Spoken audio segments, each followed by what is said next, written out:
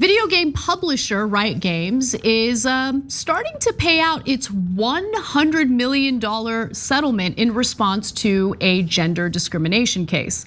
Now, the vast majority of that money will be offered to every single one of the 1,548 women who worked at Riot Games between 2014 and 2021.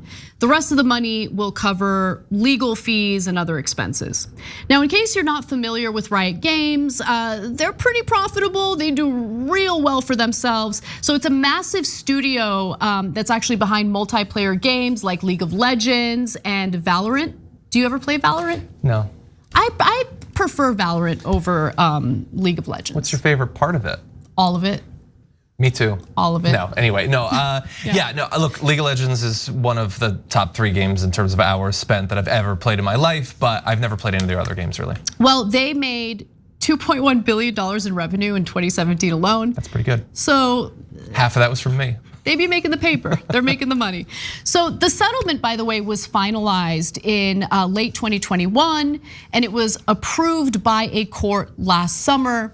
So let's rewind, okay? Let's talk about what the case was about, why there's this massive $100 million settlement. So under the terms of this settlement, Riot will make initial payments, this is not a small amount of money, of between $2,500 and $5,000 to women who work there, with an additional sum based on role and tenure that could rise up to $156,056. Pretty good. Now, if you're wondering just how bad the conditions at Riot were to justify this kind of money, this kind of settlement, buckle up, I'm gonna walk you through it. Starting with a piece that was written by Kotaku back in 2018. They did a lengthy investigation into this. Here's what they found.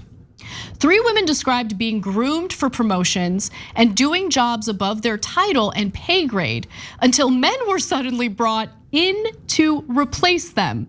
Both male and female sources have described seeing unsolicited and unwelcome pictures of male genitalia from bosses or colleagues. Is this Succession? It's just disgusting, but that's not all, there's more.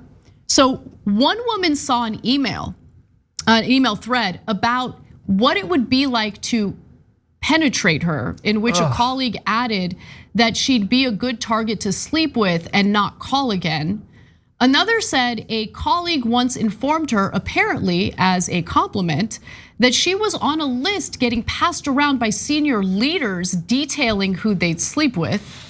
Wow, I'm sure she really appreciated that. I mean, how unbelievably ridiculous and socially awkward are these guys? Where they're like, oh, here's a compliment. Oh, you're on a list that we're passing around. I'm sure you like that.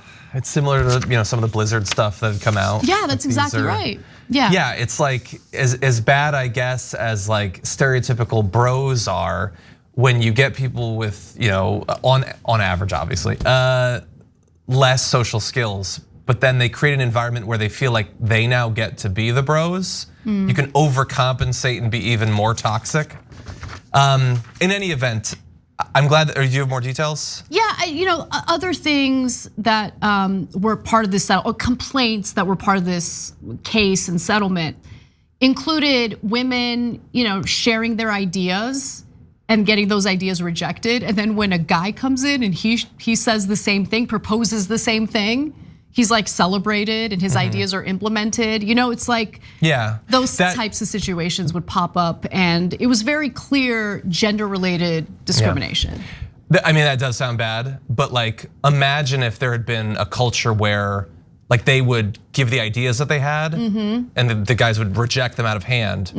But then the guys would have the ideas and the management would like them.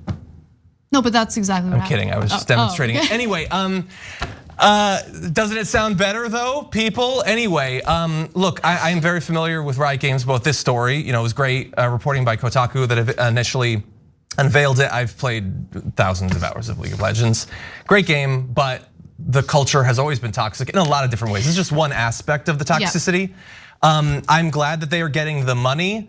And who knows, if you were to ask the 1,000+ women, does this make up for what you experienced? Some maybe would say yes, but imagine if your career was held back for literally years Does $10,000 make you whole? Does $100,000 make you whole when you could have gone on to lead game studios? Look, that's definitely a good point.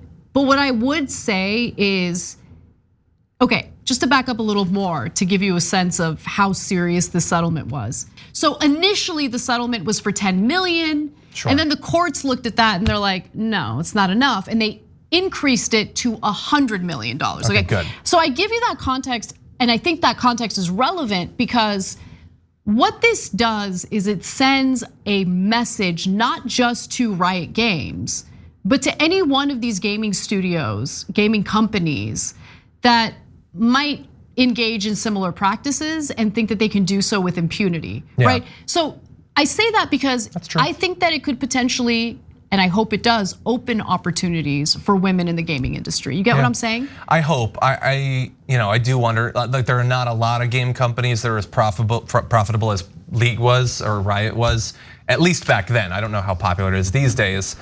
So even then, like $100 million sounds like a lot of money, but if you're pulling in $2 billion in 1 year, like I'm not saying companies will consider it a cost of doing business or whatever, but like I kind of wish that they'd gone even farther to the judge to send a stronger signal. I'm glad that they're doing this. Gaming is only one job industry that has pervasive sexism that holds people back and produces worse products as a result of it, worse services as a result of it, by the way. Yeah. Can I ask you a question? And by the way, I think that this is a wonderful update to a horrible story involving very clear mistreatment of people, discrimination. So I'm not at all trying to justify what was taking place prior to the settlement.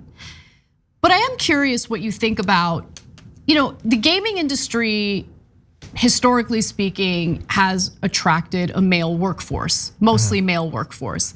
And I feel like whenever the majority of people in the room or all of the people in the room are of one gender, you just behave a little differently, no?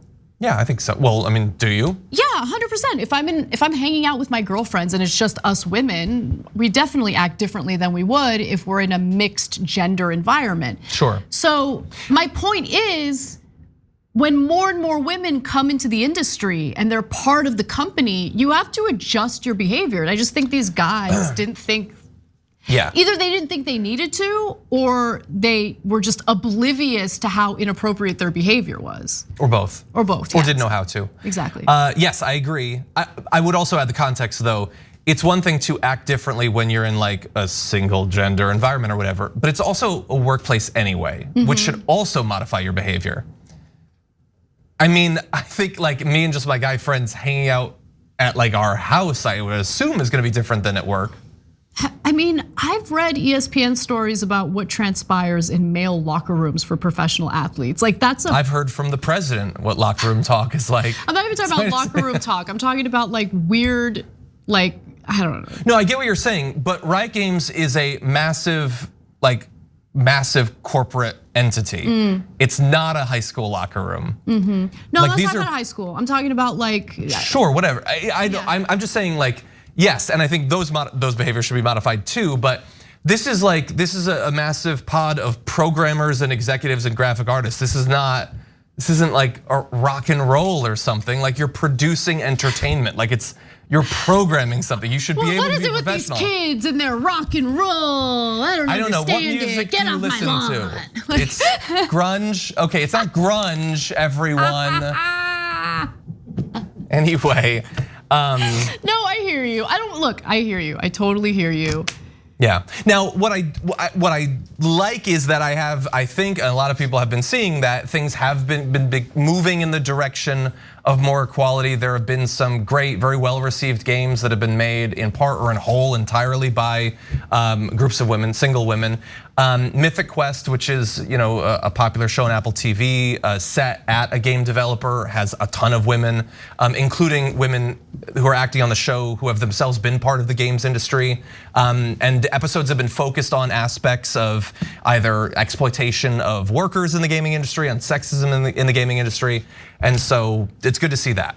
Because it's not only better for the workers, as I was getting to before, like if you are shutting out the perspectives of tons of people who are passionate about your product, you're gonna produce a worse product. Yeah, look, Pam Durgent in our member section just stated it perfectly, and I kind of wish you stated it this way so we wouldn't have to have this like drawn out conversation about it. Anyway, Pam says, how you act around your girlfriends and how you act around your colleagues at work should be different regardless of gender. Simple. I agree, yeah. Simple. Should I restate that as my own? No, she already It took might be more socially acceptable. Okay. No, I agree. I obviously agree. Nice. And yeah, if the culture is changing, meaning it's progressing in a good way, it's more inclusive, you see more diversity in the workplace, be cognizant of that and be sensitive to that. Yeah, You know? or like, because look, changing a whole culture can be hard. Don't talk about penetrating people. Oh God. Don't use the word penetrate at all, outside of the 2 times I just did. Yeah, I get a pass. you're totally right. It makes me cringe. Thanks for watching The Young Turks, really appreciate it. Another way to show support is through YouTube memberships. You'll get to interact with us more. There's live chat emojis, badges. You've got emojis of me, Anna, John, JR. So those are super fun. But you also get playback of our exclusive member-only shows and specials right after they air. So all of that, all you gotta do is click that join button right underneath the video. Thank you.